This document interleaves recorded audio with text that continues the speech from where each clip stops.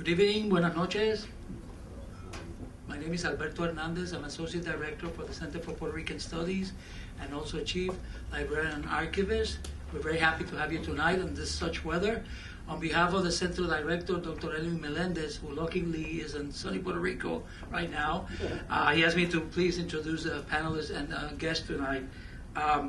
Within the new Center initiatives, we have want to expand our archival resources in the areas of historic preservation and landmarks and allied disciplines, such as architecture. And we're contemplating on some projects that deal with the preservation of documentation of related spaces and buildings that were key in the history of the Puerto Rican diaspora in New York City. On behalf of the Centro, I welcome you tonight to this special event that deals with spaces and locales. Unlike other Centro series, like the Barrio series, the Legacy series, Research Arena, this one deals with the tangible, physical structures. The making of modern New York, Puerto Rican architects and their contribution to New York City. We especially want to acknowledge the sponsorship and the generosity of Sweet Construction and Mr. Delgado, who is present here. And allow me to introduce you also. Oh, please, yes, Mr. Delgado. I got an email today or yesterday saying that this event will be reviewed in an official electronic newsletter of the American Institute of Architects New York City chapter called E-Oculus. We're lucky we'll get distributed and mail blasted to 10,000 professionals around the city. Without further delays, we want to honor you with the president of our panelists, Ruperto Arvelo from Arvelo Architecture and Design, Frank Moya, Matthew Moya Architects, Agustin Ayuso from Ayuso Architecture, and with you now, Mr. Warren James. Thank you.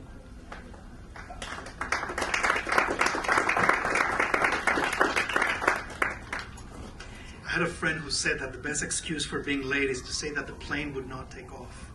But the truth is that the subway at 96th Street had a fire, so I was a little bit stuck. I want to welcome everybody tonight. This is extraordinary because of the climate didn't help. But of course, the warmth of this place, the warmth of the Center for Puerto Rican Studies is going to make it all worthwhile. So I thank all of you for coming here. I want to thank Sweet Construction, Rick Delgado.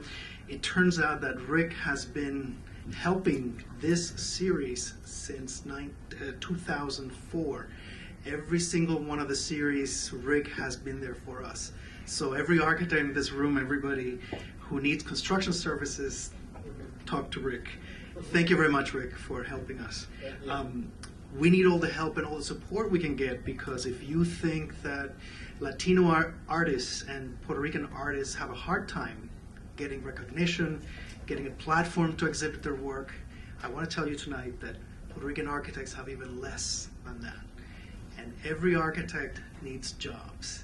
Unlike artists who can create, whether their work sells or not, architects work when they get commissioned to do work. Sometimes they also do other things. But tonight I want to just highlight that about 3 years ago, I had, this series has been going on now. This is the fourth one. 3 years ago, when we finished the previous one, I concluded by saying that we were going to be working on a publication titled Latinotopia, 10 Puerto Rican architecture firms in New York. And at that time, I thought it was the end of that chapter. We would package everybody and have the book. But the audience was a young architect named Roberto Arello, who said, I'm here and I have my own firm. So I said, well, we got to get 2 more and we'll have another series. So I spoke too soon about the book, but now we have 12 firms instead of 10. I want to give you a quick review. In 2004, that was the first presentation. We had Raymond Plumet, who is an architect. At that time, he had his own firm. Now he's deputy commissioner at the Department of Buildings in New York City. He has closed his practice, but now he's a good friend to all of us architects who need permits. Maria Antonia Rosselló and Luis Salazar presented their work. My office also. In 2005, we followed with Madeline Sanchez, Carlos Rodriguez Infanzon, and Daniel Rodriguez. In 2007 was the last presentation 3 years ago with Victor Morales, Jonathan Marble, and Celeste Gutierrez. So tonight we're going to present Ruperto, Frank, and Agustin, 3 new firms, or I should say firms that had existed but had not been presented yet. And the good news, since 3 years ago, this is the preview of the Harvard publication called Revista.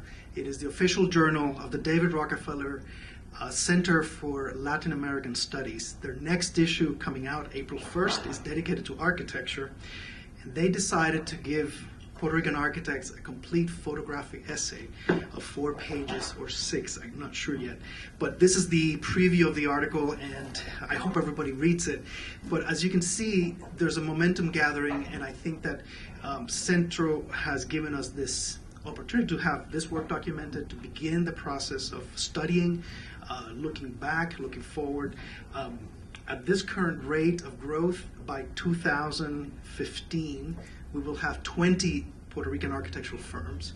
By 2050, probably we'll have about 30. So it's a growth that we are experiencing, and it is quite dramatic. And I think as time goes by, the emphasis or the study areas of places like Centro will also shift to now this physical shape of the city. I want to now introduce you to Ruperto Arvelo. He studied at the University of Puerto Rico and had a master's degree from Syracuse University. He worked at the very prominent architectural firm Gensler and other architectural firms. He's licensed in New York, in the process of getting licensed in Puerto Rico.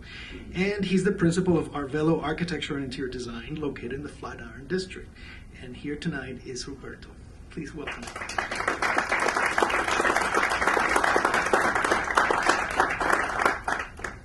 Hello, good evening, everyone. Thank you, Warren, for the introduction. And thanks to Hunter College and the Center for Puerto Rican Studies. And thank you all for coming in this weather.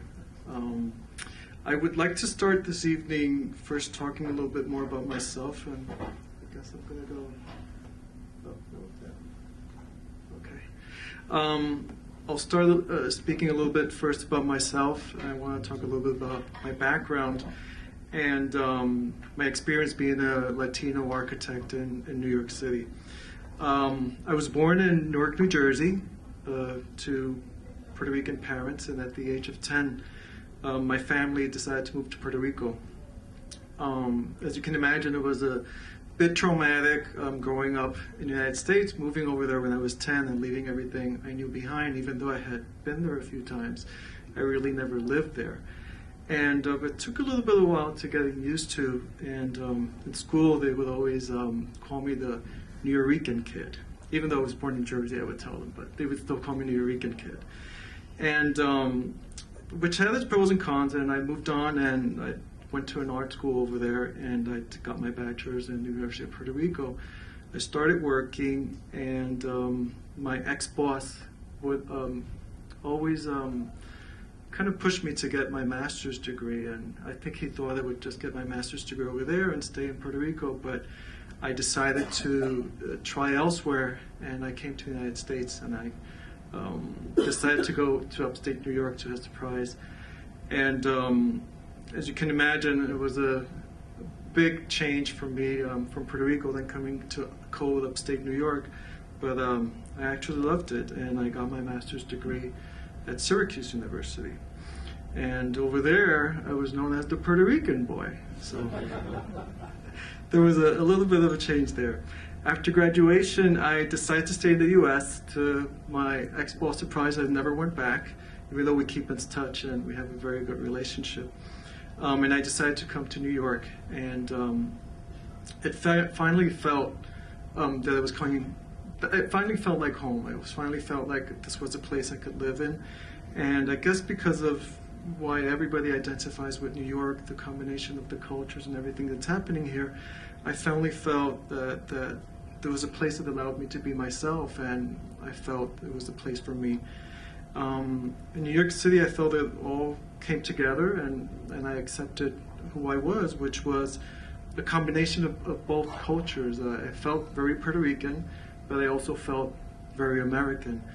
And this was a place that allowed me to kind of combine those two aspects of my life. And my work, I feel, reflects and is a combination of both those cultures. I feel that my aesthetics, the use of colors, textures, the flow, the feelings, and the connection with nature in my projects probably comes from my Puerto Rican background and from my education over there. And my work process and the way I work from beginning to end, probably from most of my work experience here in the United States, comes from my American background. So once I came here, I worked at a few firms, and probably the most influential ones was TWA, the airlines. And no, I wasn't a flight attendant, I was an architect. And everybody asked me if I was a flight attendant. And also, like Warren said, my experience in the New York Gensler office. And I wanted to say also that as a trained U.S. trained architect, my experience was that the architecture schools focus very much on the shell, the structure, and the form of the building and the interior forms, but not much focus was placed on the finishes and the materials and the quality of the space. And I felt that this was something that, as I was growing up and I was going to school, was something that was a little bit lacking in my education and in these different schools I went to. At TWA, I worked on a variety of projects, including airports, headquarters, reservation buildings, and many other types of projects. And this experience taught me how to manage time, manage my clients, and most importantly taught me what clients really want from their clients. And yes, design is always a must, but for them it was also being able to communicate well and giving them spaces that were functional and that were on budget and on schedule. It was a great working experience, and the flying benefits didn't hurt either. When I arrived at Gensler, I discovered something that, as I was saying, being a U.S. trained architect, something that I really didn't think about. I didn't even know this firm that worked in interior architecture, and that's what I discovered, what interior architecture was. And all that came with it, the furniture, the fabrics, the lighting, window coverings, and all these other things that we really didn't learn in school, and but that I learned then on the field while working at that company. And I discovered how important the interior space was to our lives, and the way that the building affected our exterior environment, but that the interior architecture really affected our space and the way we live, work, and play and relate to each other in our spaces. I feel now at this point in my career, after like 25 years or so of working, that I am at a more mature stage in my career with all these years of training and these experiences that prepare me to create spaces and buildings that I feel are more cohesive, balanced, and in harmony with each other. And I try to balance these aspects in all my projects and give my clients space and buildings that answers their needs and speaks to them, and is also something that I try to pass on to my students. I teach at Parsons also, and it's something that I try to get them to understand and to see. And also with my colleagues at work, it's something that we talk about. And while also incorporating something that I mentioned earlier from my education in Puerto Rico, and was the respect to the environment and how to make buildings and spaces that work with our natural resources and materials. So after working at these firms in 2005, I opened my own firm, and now we're a group of 5, and we have our offices in the Flatiron district. As architects, I feel that we are always learning skills. It's something that architects, I guess, take a long time to mature and develop their work and grow. And we're always learning new skills and new technologies, new materials, and new products. There's always something new coming on. And we learn to take advantage of them and use them to develop our projects and mature as professionals. And as we mature, we continue to develop the knowledge and on how our work affects the environment, but also how it affects the lives of our clients. So I'm going to show you a few images of some of our projects. This first one is Morgan Stanley Dean Weather in Morristown, New Jersey. It was a satellite office that Morgan Stanley wanted to open in New Jersey, and was mostly meant to have the people that work in New Jersey want to stay in New Jersey, and so the people that live in New Jersey want to stay in New Jersey and work in New Jersey, and kind of take away from the use of real estate in Manhattan and have less expensive real estate in New Jersey. So we tried to create a space that was inviting, and the first shot is of the reception area as you come in, and that's one of the pantries, and I only included 2 images of this project.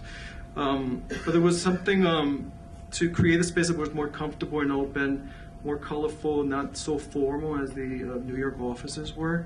And it was also a very casual environment with open social areas like the pantry. There were some seating areas. And it was also multifunctional to allow for more group interaction and interaction between the employees. And as I said, it was also a way of saving money and real estate for not having so many offices in Manhattan. The next one is a project we did for, it was a group of the bank, Deutsche Bank, and it was a banking facility in Sao Paulo, Brazil. It was a prototype that they were doing for their high-end clients. And basically what we did in New York was the design part, and a local architect in Brazil was the architect of record in Brazil. And we used local materials and local products. Even though everything was designed here, we just gave them the specifications and allowed them to substitute with materials and products over there, mimicking or replicating what we were trying to do on the design. It was also, we're trying to reflect also the, I guess the Brazilian culture a little with the colors and the type of furniture and the materials we were using. And it was a space where the high-end clients would go and have a coffee and look at the computer, look how much money they have in the bank, and that kind of stuff. We do a lot of residential work, and this is a residence we worked on in Long Island City. For a single lady, she had a townhouse, which was an old building she inherited from her parents, and we did a gut renovation.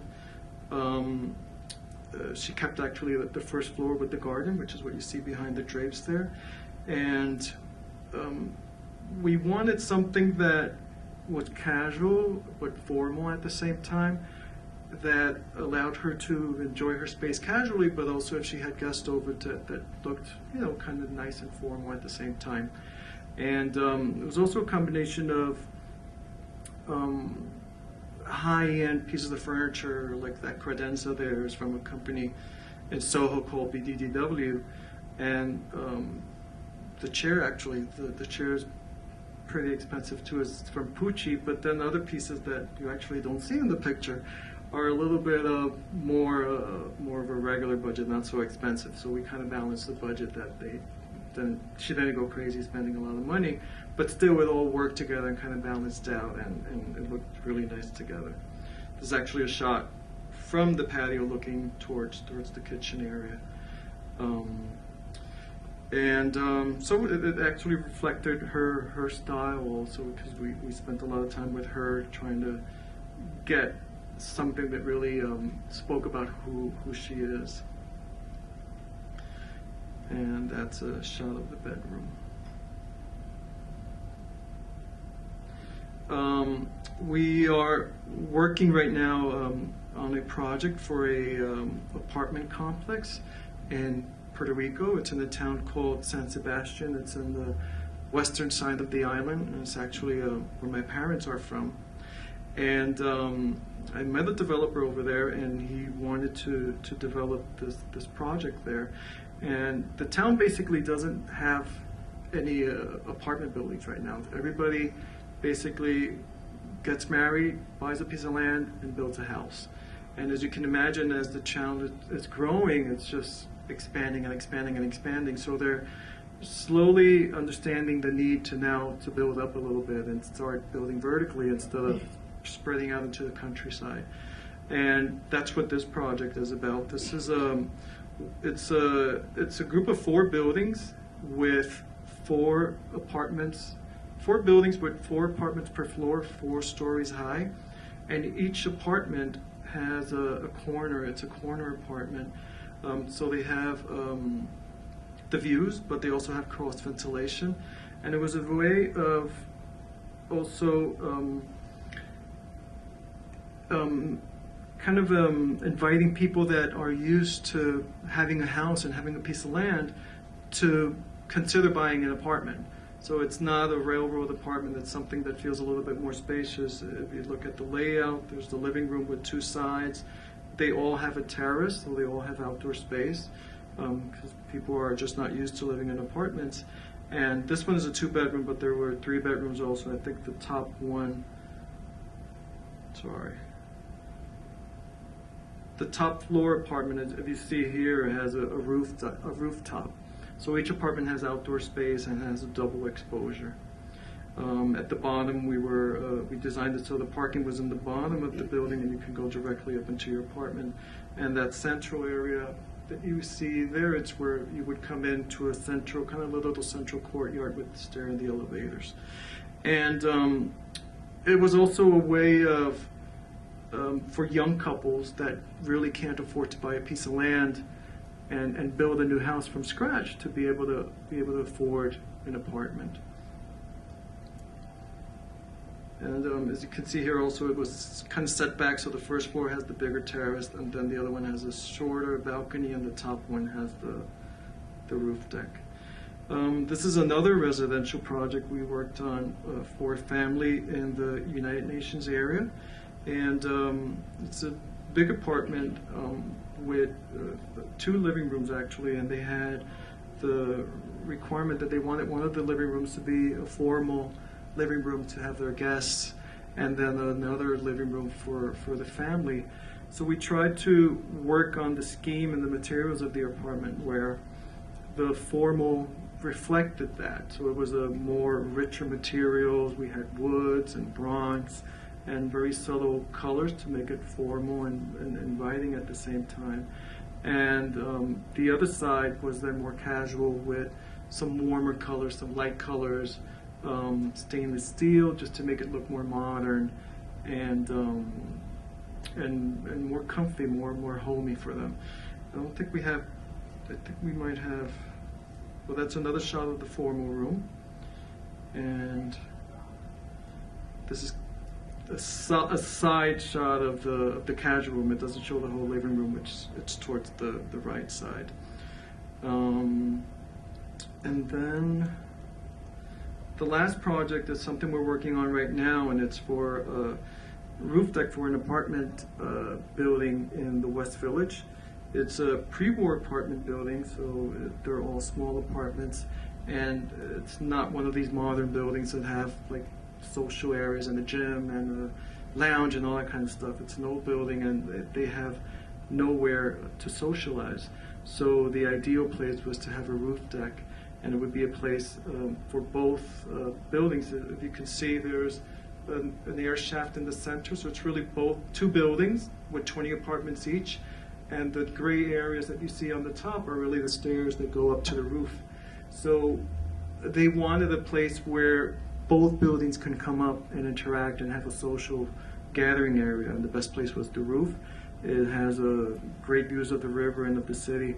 So basically you come up you come up facing the deck, and you are at the level of the stairs as you come up, and then you go up a few steps and you're on the deck. And on the top section where you see the corner in orange over there, it's I think we have another shot of that. As you go in, you have an L-shaped kind of stadium seating area that it's really kind of multifunctional, where people can sit. They have coffee, or they can lie down, and they can bring some cushions and lie down, catch some sun. And it's the place where people would go and gather. There's other areas that are more private, if you see on this shot towards the right, where you can sit down and have a cup of coffee, or lounge down individually on the side and catch some sun. So it gives them a variety of areas in the roof, while also trying to keep it not too expensive for them. Towards the front area where you see the green area is really something that's coming at a later phase. We're going to do a green roof in that area. But that's going to be the second phase of the project. So this gives you a glimpse of the type of projects we worked on, which is everything from corporate interiors to residential to from the ground up. And I'd like to acknowledge my colleagues at the office, Jesus, Dina, Risha, and Tim, and Audrey, who's here also, and for making such a great team and making such a comfortable office to work in. Thank you very much.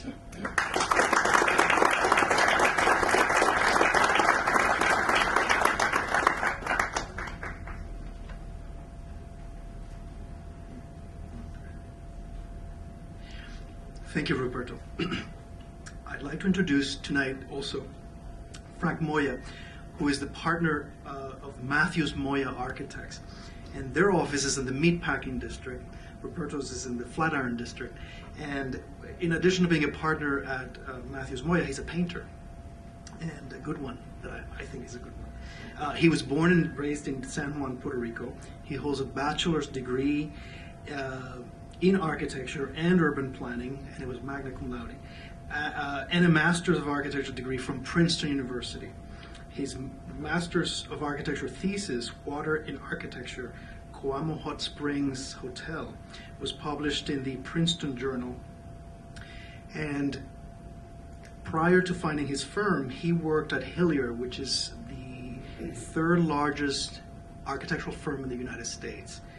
He also, once he went on in practice, and he's going to show it tonight, a project called the Stewart School, a $14 million master plan with several buildings added to it. He's registered in New Jersey, Pennsylvania, and Puerto Rico. Help me welcome Frank Moya.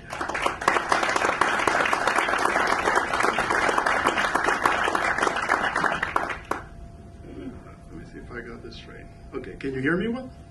Okay.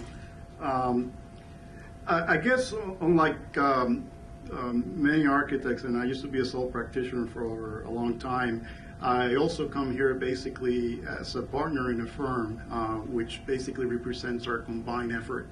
And my responsibilities these days deal a lot more in terms of the administration of that firm and making a business grow in New York City. And which I count as my biggest contribution to the city itself is basically planting the flag and being able to establish a business that will last a long time, just in case I still paint. But I exhibit mostly in San Juan. I'd like to present 3 projects among those of our practice which best illustrate our primary concentration in arts and education-related building design, 2 of which are located here in New York City and 1 in Princeton, New Jersey. Matthews Moya Architects is a New York City-based design practice led by principals Peter Matthews and myself, colleagues who met in Princeton during the 1970s at a time when the fundamentals of architecture were actively being debated, which meant that we had a very confused faculty trying to figure out what was the essential nature of architecture at that time and what they were reacting to, and then trying to inculcate that sense of responsibility to their students. Although officially established in 2001, our firm has deep roots in Trenton, Princeton, Pittsburgh, and Nantucket, where some of the early work comes from. It represents the effort of 2 practices which make up our combined firm today. It also represents the aspirational goals of our design philosophy for a well-crafted architecture, and socially conscious urban design. We're architects and urban designers primarily, but today I would only focus on the architectural side. The urban practice is mostly outside of New York City and deals with cities like Trenton, San Juan, Caguas, and Camden, New Jersey. The first project in this presentation is the Stewart Country Day School of the Sacred Heart in Princeton, New Jersey. Store is part of a master plan which I prepared and consequently designed. It's a $14 million master plan for this unique modern landmark complex, which continued a 15-year effort to identify the future educational and physical needs of this unique all-girls school. It sought to update and adapt new uses to parts of the existing complex, which included a convent no longer in use. It envisioned a new performing arts center, a visual arts wing, a new comprehensive athletic complex, and new classrooms in addition to the programmatic completion of noted architect Jean Labatut's original 1961 design. For those of you who may have not heard of Labatut, he was a noted French-born Princeton architect teacher who was introduced by Le Corbusier in his book When the Cathedrals Were White, a travelogue of his trips through the United States.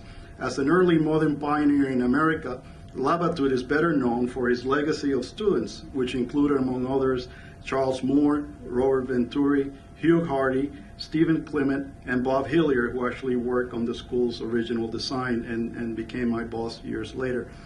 Among his better-known works is the obelisk monument to Jose Marti in Cuba and the fire and water display at the 1939 World's Fair in New York City.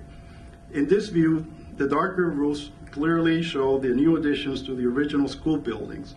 These are from top to bottom clockwise. The Corunum Performing Arts Center, the lower and middle school classroom additions, the new science wing, home of the new multi-grade laboratories, the upper school classroom additions, and the fine arts wing / athletic complex housing upper-level studios at entrance level and full fitness center below. Also shown are the new parking areas, which, consistent with the original design, were integrated into the woods and topography in order to mitigate its impact. The site's particular topography also facilitated mitigating the visual impact of our large volume areas, which are set downhill from the main entrance level as you come in the and you can get a little bit of an idea of the changing level as you're driving into the site. The site slopes then down the hill to essentially a very deep gully. It's surrounded by woods and wetlands all over the place, so you have very limited area to build upon. At the same time, we also broke down the parking areas in a way that would essentially integrate these areas into the surrounding landscape, and that was very important because the school wanted to avoid essentially having a huge parking lot in front of it. It's in the front, and also to avoid a large expanse of asphalt in the whole composition. New construction visible from the entrance level was designed to be open and transparent, ideal for the new art studios, while downhill additions were punctured and opaque, systematically suited to their classroom functions. Attention to details and materials ensured consistency with the original design without stressing the stated budget goals. As a result, the use of plain concrete block, glazed brick bands, and aluminum mill storefronts was defined in the master plan to echo the glazed brick walls and cast concrete expression of the original buildings. Our scope included $9 million in construction of new academic facilities and renovations identified in the master plan, which we had previously prepared, and the programming for the $5 million Corunum seen beyond in this view. It's in the foreground in the picture. This was Labatut's unfulfilled spiritual center of the school, finally executed as a performing arts center by the firm of Venturi and Scott Brown, one of his students. Another project I'd like to show, good, that shows well. It's the Dalton School Dining Commons. It's a renovation in New York City designed by my partner, Peter Matthews. It establishes an academic crossroad where modern and traditional design elements together express the school's core philosophy of fostering individual creativity with academic discipline. Dalton's busy school day, set within its tight, vertical urban campus, is enlivened by the new school commons. Here, explicit forms combine to create a vital academic crossroads given to the school's progressive and traditional aspect. A structural loggia frame, seen in brown, and a freeform wave ceiling aligns along intersecting program axes. These two axes, one defining the spatial functions of the primary space, the dining room, commons, and the academic lounge, and the other bisecting through with the main corridor path, punctuate directional and expansive spatial gestures, defining lounge, circulation, and dining areas. The renovation relieves an existing busy congested hallway and separate dining hall with an open sunlit multipurpose space and new food service facility where over 1,200 lunches are served daily to faculty and students. A concealed sliding wall system provides additional versatility for separate functions. For the students who congregate here socially, the new commons has become the heart of the school community. Another Dalton project, the renovation of its basement level for use as a performing arts center, involves efficient use of limited space to suit the specific demands of its theater, dance, and music programs. It also involves an architectural essay on dynamic performance accentuated by light. At the core of this renovation spins a central flex space directly underneath the school's theater, capable of being transformed through versatile rigging, curtains, and lighting into rehearsal, orchestra, and dance studio. Critical storage was created beneath the relocated central corridor, which itself expanded space for the music classrooms in the perimeter. In fact, the control booth shape is not only suggestive of a piano curve, but actually encloses the studio's grand piano below. We call it the piano garage. The doors open and out slides the piano. Critical storage was created beneath the relocated central corridor, as I explained before, and you can see it in the instruments that you see by the glass wall. The borrowed light of the silhouetted corridor inside the flex space suggests a proscenium to the busy activity inside, while the perimeter music classrooms enjoy natural light coming through cast glass prisms set into the sidewalk above and reflected down below from the ample light wells bay seen here. And essentially in this detail, it's a little bit hard to see, but it's that whole brightness that you see coming from the back wall is just reflected natural light, and that's augmented throughout the later hours with some artificial lighting. But the idea is it may be a basement space, but you don't need to feel that you're underground the whole time. And light being very important as an element of our design philosophy. Yeah, okay. The next project, it's one that is located also here in New York, is the Affirmation Arts Foundation, also designed by Peter Matthews. It seeks to become an optimal creative stage for the production and exhibition of diverse studio arts and photographic media by balancing opposing notions of creative freedom and practical constraint. We always end up with these projects that are trying to balance two apparently opposing views. Affirming the social impact of high technology on artistic expression, it continues the philosophical dialectic of nature and technology. Its location is set by the superimposition of the order context established by the Manhattan urban grid and the natural setting defined by a rocky ravine and the Hudson River. The duality of this contextual field establishes a dichotomy between nature and technology. Single out from the expected regularity of its urban street environment, the building facade confronts this dichotomy as an urban scale diptych, juxtaposing an abstract representation of nature done in English ivy over a tectonic gridded composition. Already established as a compositional device for the facade, the diptych continues as a sequential compositional guide for the foundation's internal organization. The dialectic between light and dark opposites is enhanced by the literal transparency of the glass stairs and the natural lit galleries, and the dense opacity established by the black monolithic wall that defines the entrance sequence. While sunlight invites further exploration within the building and in the works exhibit there, darkness blocks and hides what remains unknown, waiting to be unveiled and rescued by the imagination. What I have shown you is the work of two architects with a common purpose which defines our firm. We have found that when practical solutions are at the core, design is more meaningful and more engaging, Factoring together many competing interests requires strong ideas that transform real needs into inspired and well-crafted design. Thank you.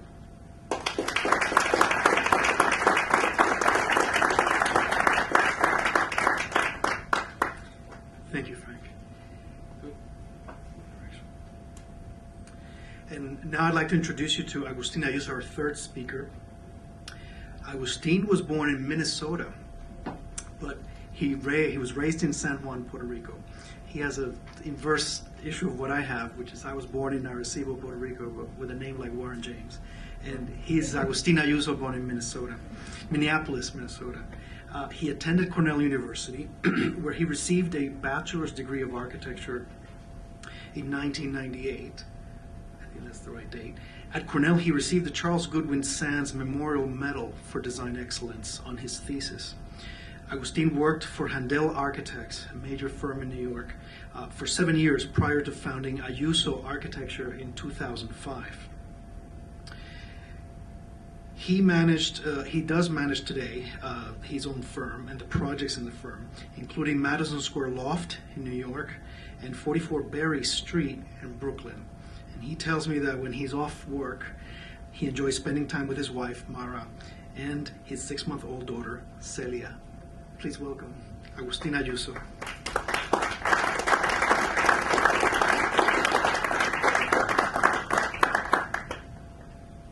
Thanks, Warren. Thank you all for coming. We are a very young firm, a very small firm. We're only 2 people at the moment. We were 3 people at one time, and that's been it. That's as big as we've gotten. But we're very energetic, and we're looking forward to more projects and doing a lot more work. Basically, what I brought you here is 5 projects. The first 2 are residential developments in Brooklyn.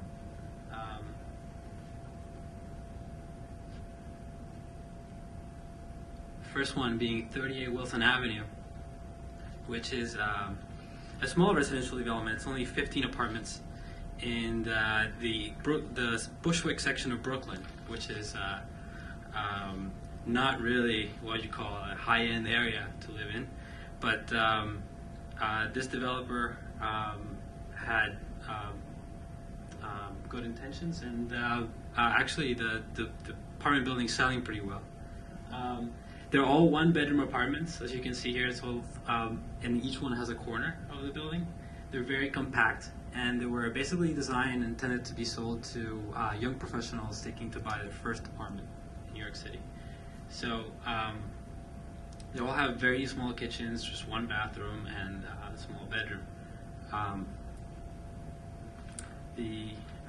Each apartment is about 600 square feet, very efficient, and the entire building has about 15,000 square feet gross area. The interiors were also designed by our office, and the actual product actually doesn't reflect the budget of the project. It's actually the finishes came out, the apartments came out looking a lot better than we thought they would, thanks to everything being made in China.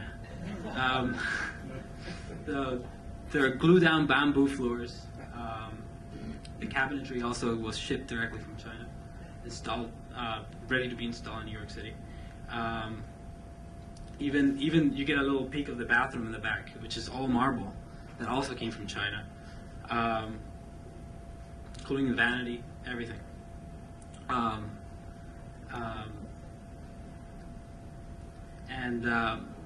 The exterior of the building was actually the design of the exterior was actually inspired by the context, which a lot of these buildings used to have wood siding, and they've been basically reclad in corrugated aluminum. So we actually found a corrugated aluminum that actually looked nice, and we said, oh, we can work with this. And we came up with this design, and turned out great. As you can see, the banner on the front facade reflects the economic conditions, where the developer is trying really hard to sell the apartments. But as I said, 13 of the 15 are already sold, and it's been less than a year now, so it's pretty good. and which takes us to the next project. This is 44 Berry Street, which is in the Williamsburg area. It's a much larger project. It's about 50,000 square feet and 42 apartment units. It's actually a conversion. This is actually a historic building. It used to be a seltzer factory, and it's when it was first built, and the seltzer factory used to occupy the entire block. Right now, this building occupies about a fifth of the block. The rest has been either converted to other uses or demolished. At the time, this building was in the periphery of the main activity area of Williamsburg, which is now like a very hip neighborhood to live in. Now, the building is completely surrounded by new development, and it's actually closer to the center of activity. Like I was saying, the building is historic. It used to be a seltzer factory. Actually, the seltzer was during the World Wars was used to cure malaria for the soldiers. So the actually factory owner received commendation for his work during the war. The building actually, when we first saw it in 2007, was a little bit of a mystery because the previous developer had with intentions to buy it, had hired an architect, and they had gotten very far with the design. But apparently a deal fell through because everybody was trying to convert this building into high-end residential use. And it just didn't work because the building was, the floor plate was too large. The apartments would end up being too dark, and it was just very inefficient. So the developer that I was working with basically came up with a different idea, was to convert it to basically lower end rental apartments, which actually worked from an economic perspective. And actually the building's right now fully rented. The residential portion is fully rented. The retail portion, which is the ground floor and the cellar, it's also fully rented, but not occupied yet. The residential floors they're the only floors that have certificate of occupancy at the moment. I'll show you the floor plan, which is, as you can see, the floor plate is really big and it's built full. All the windows in the rear along the top of the building are actually lot line windows, so none of those windows could be used for light and air, meaning no bedrooms or no living rooms could use those windows as legal means of getting sunlight and fresh air. So all the apartments had to face the street, and which resulted in these very deep apartments. But for recent college graduates and young professionals in their 20s, it was perfect. What the apartments which were one bedrooms are basically now, from what I hear, occupied by 2 or 3 young professionals that either like sleep in like couches that open in the living room, or basically they sleep in bunk beds in the bedroom.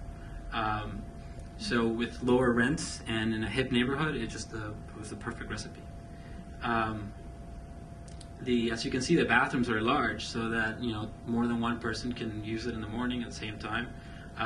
The kitchens are open, so that you can have you can socialize, throw your parties every weekend, whatnot. We did luck out in the corners. We did end up with a very small 3-bedroom apartments, which they rent for higher prices. And this is actually a shot that the high ceilings allowed us to have basically storage lofts on the rear sides of the apartments above the bathrooms that you saw on the floor plan. So you can you have a little bit of additional square footage, and this is actually the view of the model apartment. Which takes me to the next 3 projects, which are basically the interior renovation part of our office work, in which I basically categorized into basically 3 levels of renovation. The first being the lowest level, in which we we work with clients with limited budgets, and they come in with an apartment that's basically livable, it's workable, but it's basically not up to the living standards of that person. So we, instead of like coming in and saying, recommending like just gut it out, we basically come in and we pick and choose where we want to work in.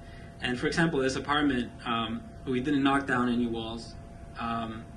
It was mostly just replacing baseboards, replacing doors, replacing hardware, replacing bathroom fixtures, replacing tile.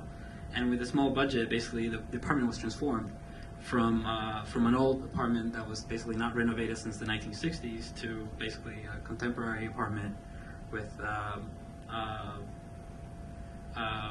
high-end looks.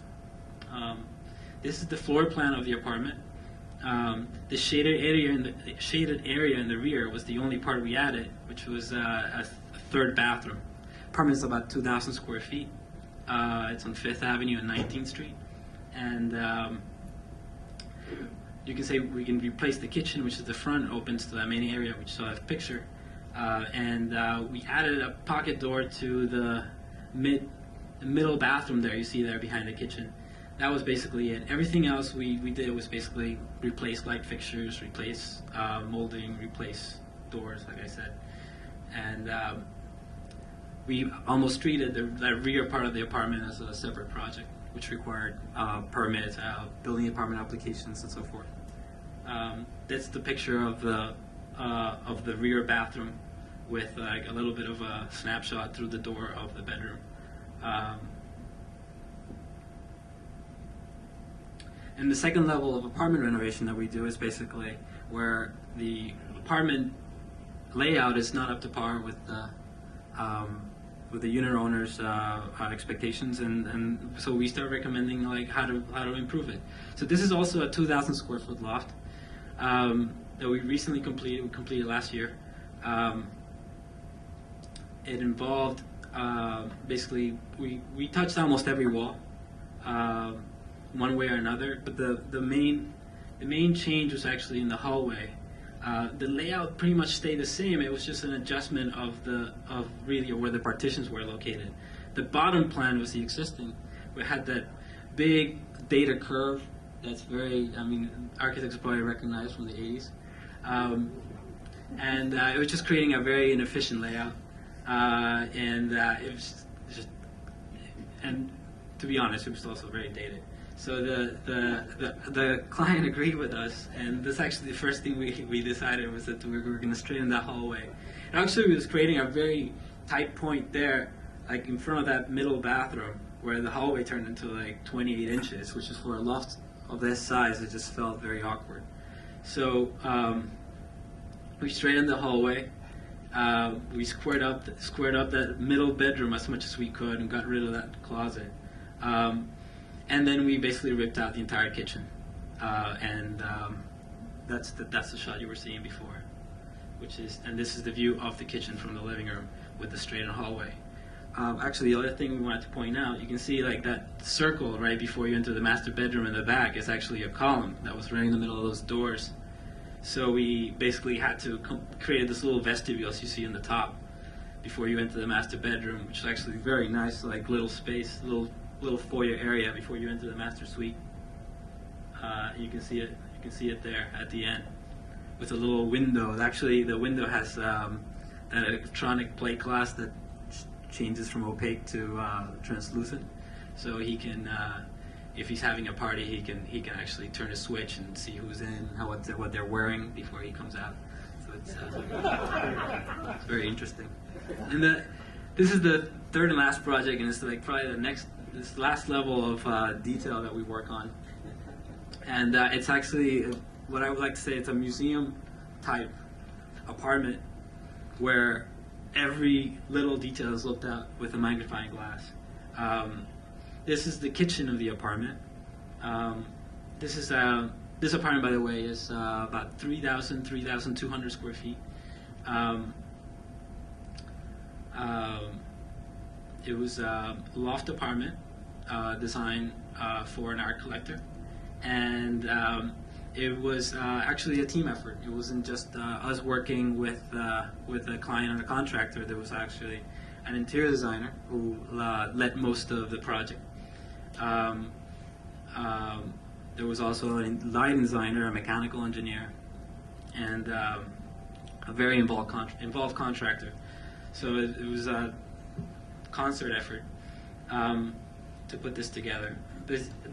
Brought this image. The apartment is very big, but this image is actually, the images that I brought are very good. So you can see there's the air conditioner diffuser aligning with the cabinetry in the kitchen. There's the museum type quality lighting throughout the apartment. You see again the air conditioner register aligning with the artwork. There's that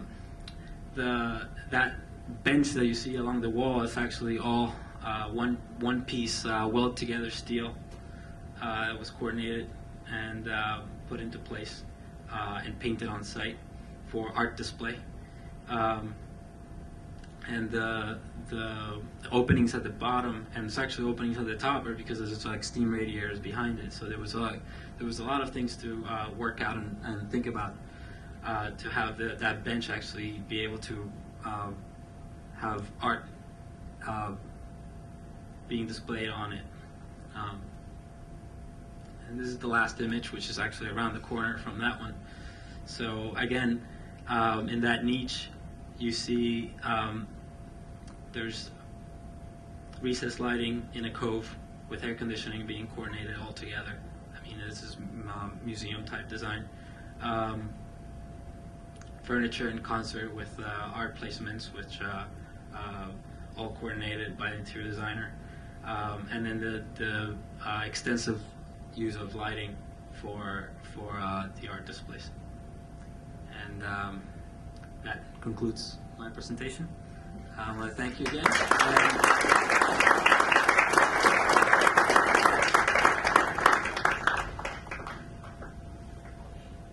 If I could get all the architects to the front.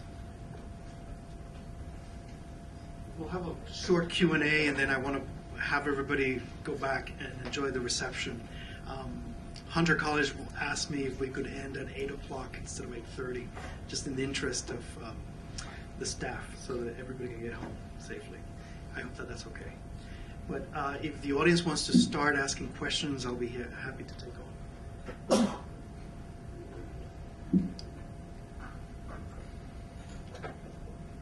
No questions. No questions. We explained it very well. Well, I just want to highlight that tonight it's really a short presentation of each of the architects' work. Obviously, their portfolios are much bigger than what you saw tonight. We simply wanted to give you, as it were, an appetizer. There's a lot of more work that you can see on their websites. The same thing for all the other architects that we've presented here. One of the things that I want to highlight also is that many of our firms have been hired by private clients, and we have thrived in the private sector. There's very little public work yet that has come our way, or that our level of firms have enjoyed public sector work. So maybe that's one of the questions that people may be wondering about, is the type of work that we get. And I don't know if, Frank, you've done public Yes. sector work. Well, I have, and quite frankly, I really depended a lot on the backing of the community. When I started my career, I worked for a large firm on the public side sector, and again, a lot of that work was urban design and had to do a lot with community planning. As part of our efforts, we were key in being able to get Trenton the designation as the first weed and seed city in the United States. It was followed by Kansas City, but it took Kansas City a year to get organized. We essentially had 2 weeks to put a plan together. And I remember one time, 7 of us fitting in the mayor's car, sitting on each other's lap and touring the whole city and trying to put a proposal that we knew we could make a plan work and actually be put into action immediately. and at the same time working throughout all the neighborhoods, talking to the different community groups, different ethnic backgrounds that we had to deal with, and really listening to what people had to say in terms of their dreams and hopes for their city, and trying to make that a reality in terms of planning.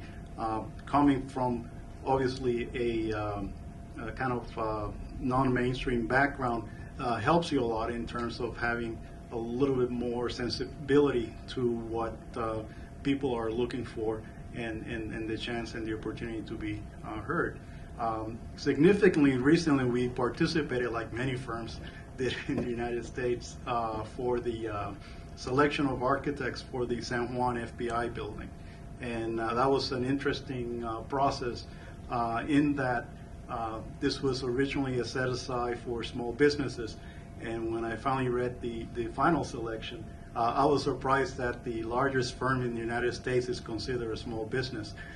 But I was also surprised in that that there were no Puerto Rican firms selected.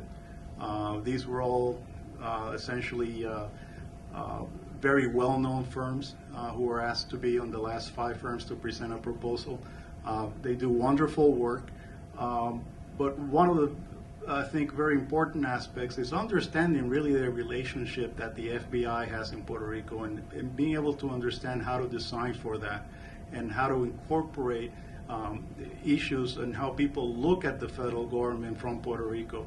And good luck with the firms that were selected to look into this project.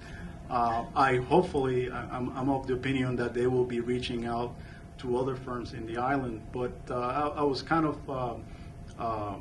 sensitive to the fact that, once again, we're basically getting what I call helicopter design, which is buildings that get designed in the United States without very little knowledge of what goes on in Puerto Rico climatically, socially,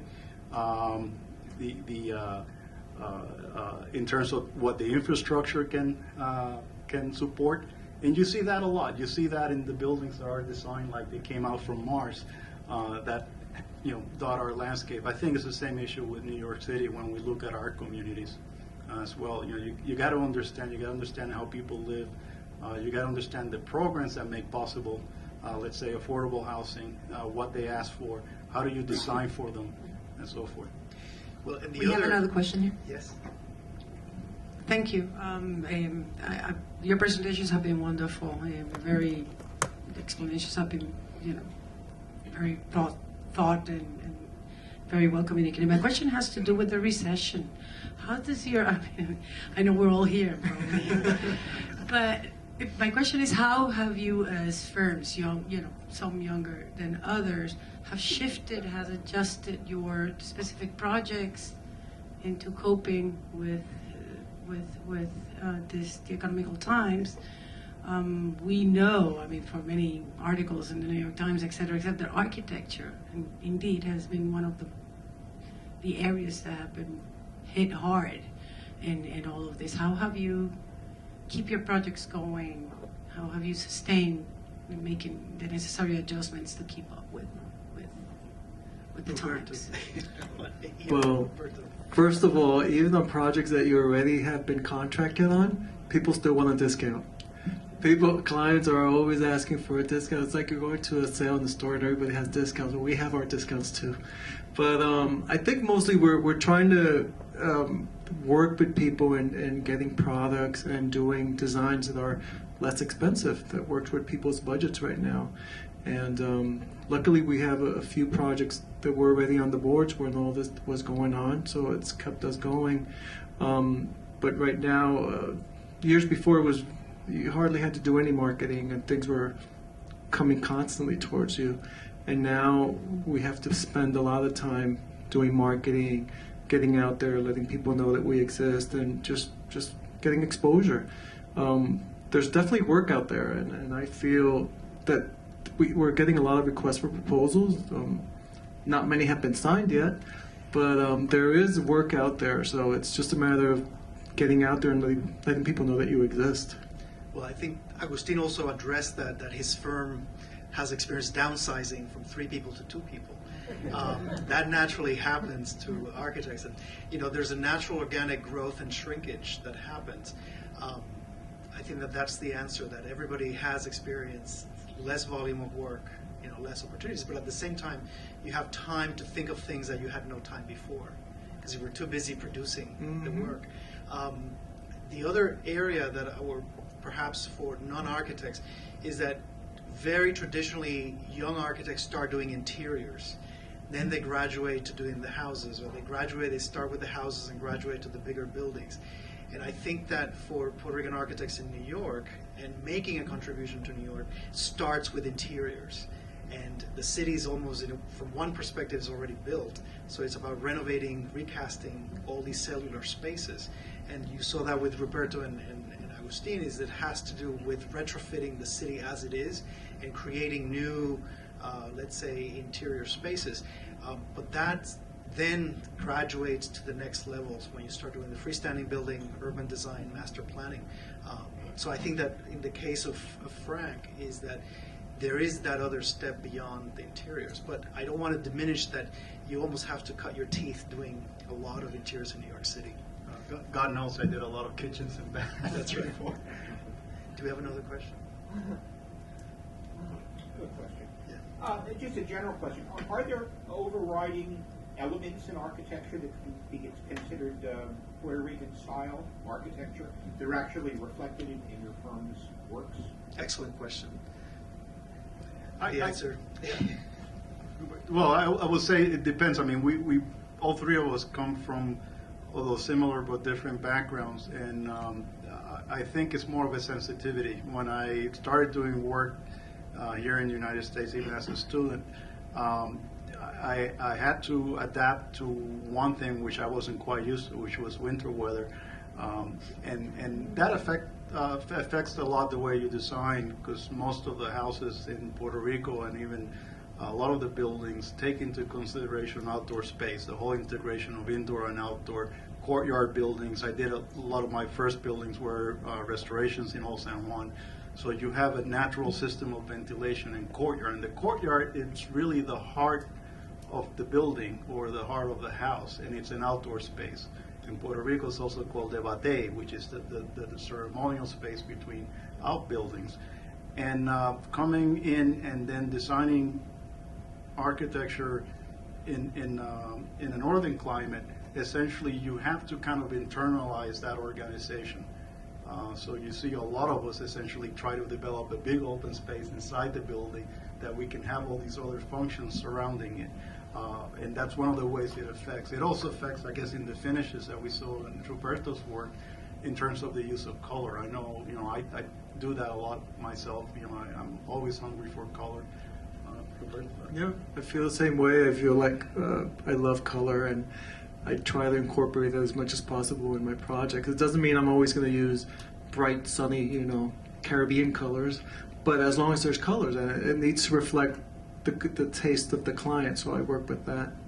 But it's funny that you mentioned, it's funny that you mentioned your experience in school, because I had the same issue. I did my bachelor's in Puerto Rico, came here and did my master's, and my first project, I remember I didn't think I was in the winter climate, so my project had all these exterior loggias and courtyards and stuff, and nobody realized, not even the professor, they were so involved in the design that everybody forgot what climate the project was for, and it was in upstate New York. And Agustin could... Actually, just I want to turn it around a little bit. One of the reasons I decided to stay in the United States and work here was because of the availability of materials. In Puerto Rico, the materials are very limited because it's an island, and most of the materials have to be imported. So if it's not locally available, you basically have to pay a premium for it. So I really like the fact that over here, if you had the opportunity to design, you had a bigger palette to work with, which is when I worked shortly in Puerto Rico during my summers while I was a student, I worked for a local architect, and he always expressed frustration that whenever there was we could use wood here, wood, that you have to find a woodworker. Not only that, termites. Right, exactly. So. I think to your question is that I don't know that there's anything visible that you can see, that you can look at all this work and say, aha, here's the detail, or this is the influence, or here's something visually. I think it has to do with something with our training, because modern architecture arrived in Puerto Rico and flourished in Puerto Rico, while modern architecture in the United States had a whole different route. Yeah. And so the work that you see here, and I've seen it in the other firms, is that there's a certain appreciation for modernity, for modern materials, for open spaces, which is not the classical, traditional, colonial, and all the other styles that have thrived here in the United States. So we, in a way, come from this kind of filtering that happened in Puerto Rico already. So that's now manifest here, but it's not that you can point at it. Yeah, no, it's very more of an subtle. attitude, yeah. It is an attitude, and it's already been filtered, but you can't see it.